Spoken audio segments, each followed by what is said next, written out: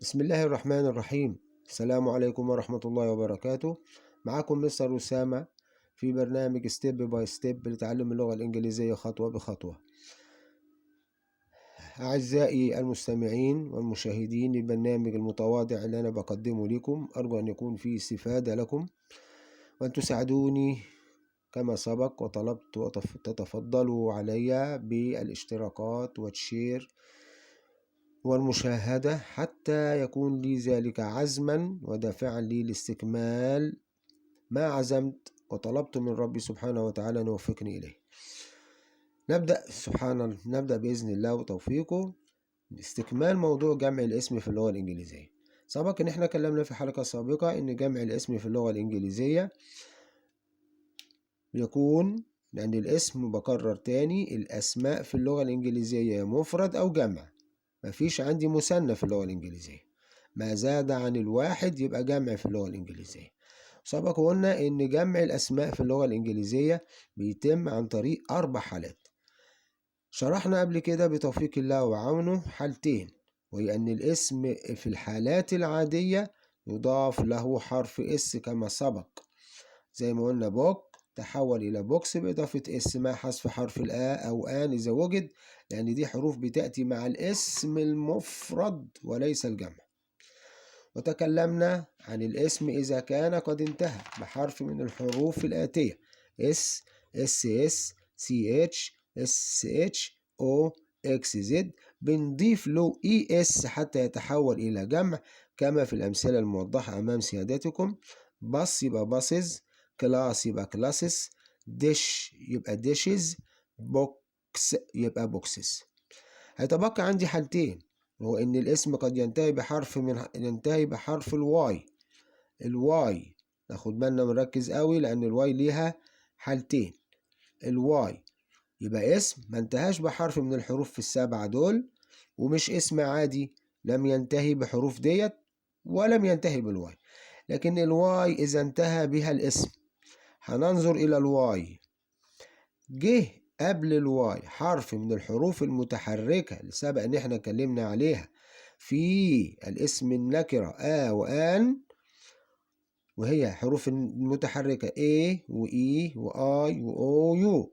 في الحالة ديت عشان احول الاسم الى جمع اذا كان منتهي بحرف الواي، وبكرر تاني حرف الواي له حالة خاصة بيه، بنضع اس بعد حرف الواي على طول.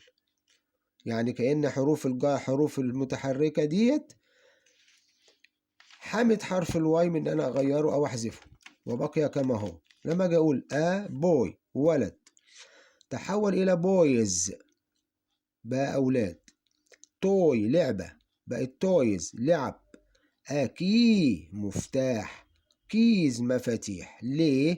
لأن هنا حرف الواي أهو اللي بنتكلم عن الحالة بتاعته سبقه حرف من الحروف المتحركة،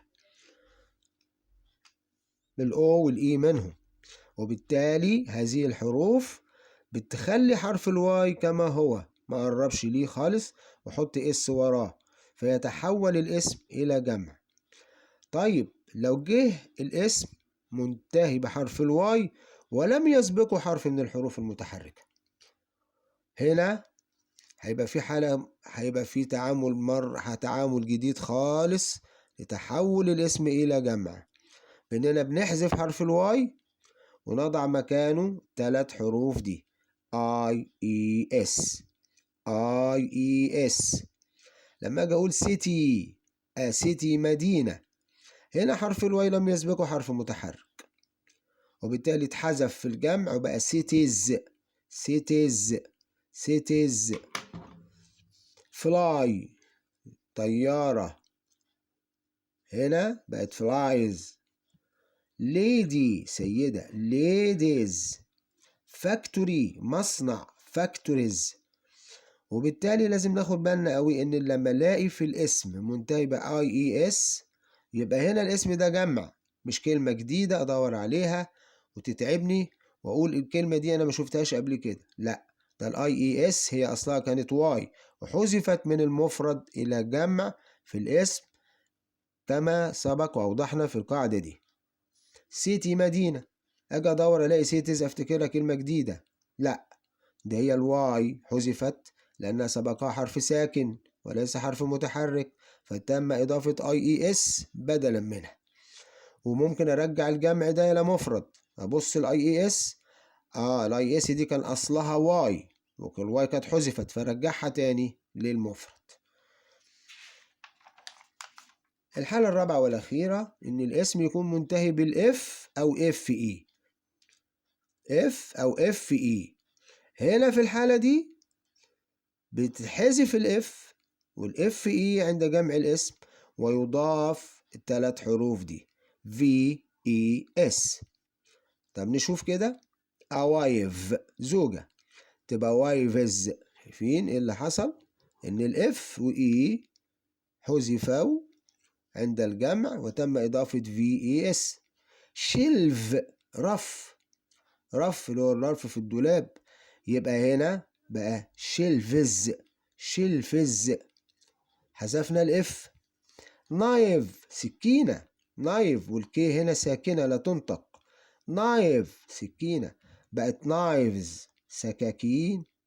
وولف ثعلب، وولفز ثعالب.